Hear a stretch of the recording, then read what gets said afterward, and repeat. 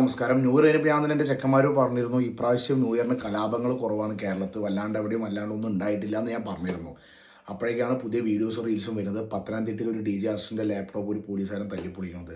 So ഈ video reaction കൊണ്ട് എന്താ ഉപകാരം ചോദിക്കുന്നവരോട് ഇന്നിപ്പോൾ മുഖ്യമന്ത്രി അതിനെതിരെ ഒരു അന്വേഷണം പ്രഖ്യാപിച്ചിട്ടുണ്ട്. അതിങ്ങനെ വീഡിയോ റിയാക്ട് ചെയ്യുന്നത് കൊണ്ടും സോഷ്യൽ മീഡിയയിൽ അത് പരക്കുന്നതും കൊണ്ടുമാണ് ഇങ്ങനെയുള്ള കേസ് കാര്യങ്ങൾ മുഖ്യമന്ത്രി ഉത്തരവിടാനുള്ള കാരണം. മുഖ്യമന്ത്രി എന്നല്ല, പല രാഷ്ട്രീയക്കാരും.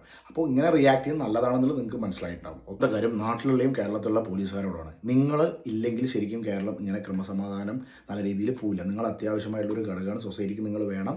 ഞങ്ങൾക്കും നാളെന്തെങ്കിലും കാര്യങ്ങളുണ്ട്, പ്രശ്നം തന്നെ നിങ്ങളുടെ അടുത്ത് തന്നെ സമീപിക്കുള്ളൂ. പക്ഷേ അത് മുതലെടുക്കരുത്. ഒരിക്കലും നിങ്ങൾ ഈ പറഞ്ഞ പോലെ സിനിമ സ്റ്റൈലാവരുത്. കാരണം നിങ്ങൾ സർവീസാണ്, നിങ്ങളുടെ ജോലിയല്ല, സർവീസാണ്.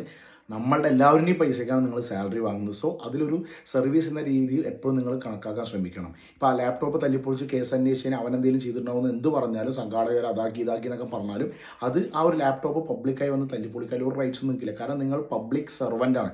അത് നിങ്ങൾ മനസ്സിലാക്കുക. ഞങ്ങൾ പണ്ട് ഒരു കാലം വരെ റെസ്പെക്റ്റോട് കണ്ടിരുന്നു. ഈ പോലീസ് എന്ന് പറയുന്ന ആ ഒരു പദവിയോട് ഞങ്ങൾക്കൊരു റെസ്പെക്റ്റ് ഉണ്ടായിരുന്നു. പക്ഷേ ഇന്നത് പോയിക്കൊണ്ടിരിക്കണം. നിങ്ങളത് കളഞ്ഞുകൊണ്ടിരിക്കണം. എല്ലാവരും അല്ല, കുറച്ച് പേര്. അപ്പോൾ എന്നും ഞങ്ങൾക്ക് അഭിമാനത്തോടു കൂടിയും ആ ഒരു റെസ്പെക്റ്റോടുകൂടിയും കാണാൻ ഞങ്ങൾക്ക് താല്പര്യം. നിങ്ങളായിട്ട് അത് കളഞ്ഞു കുടിക്കരുത്. അതുകൊണ്ട് ജനകീയമായിട്ടുള്ള നിയമ നടപടി കാര്യങ്ങൾ എടുക്കുക, ജനകീയമായിട്ട് ചെയ്യുക. കാരണം നിങ്ങളും ജനങ്ങളാണ്, ഞങ്ങളുടെ കൂടെ ഉള്ളവരാണ്. So thank you.